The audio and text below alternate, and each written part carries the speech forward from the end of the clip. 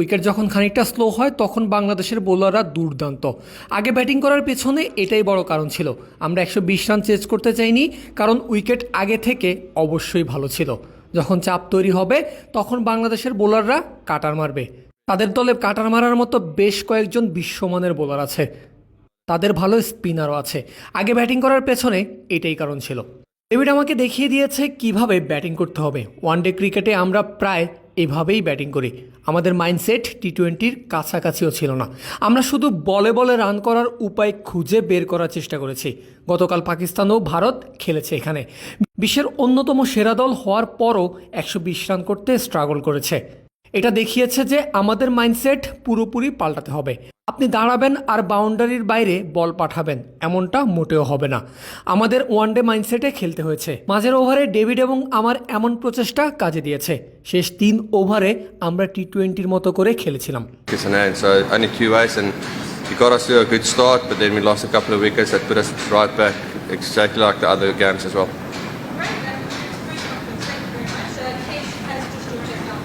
Thank you, bye.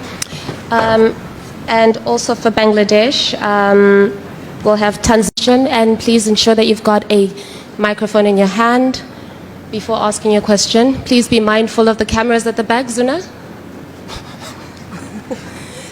Thank you. We'll start with Neil. Classy, I just want to talk about the recalibration of the brain that has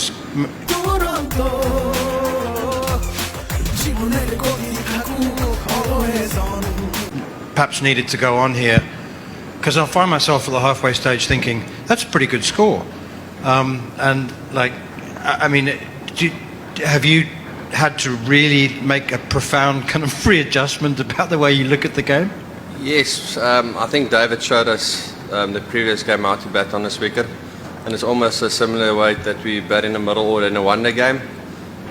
So our mindset is not even close to T20 cricket.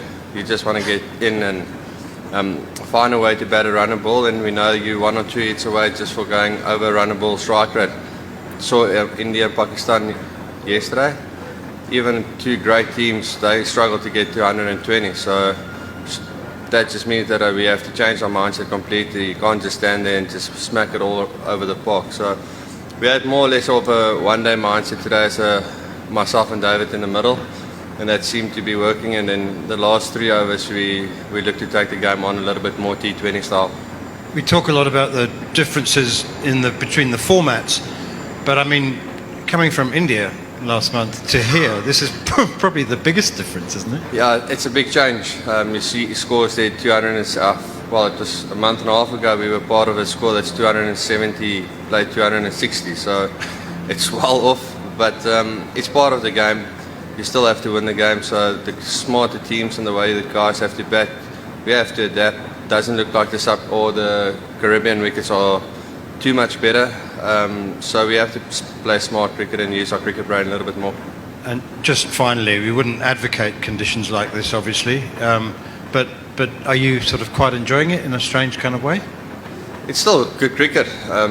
For the cricket lovers that's out there, obviously if you have to showcase it to the world and sell it, I don't think it's a great selling product, but for cricket it's tight competition. It brings the other teams and the high teams very close to each other, so the game is open to any team that wins, and that's the basics of cricket very well. So for us it's very nerve-wracking, because every game becomes a really big game. There's no easy games for us, especially in our group.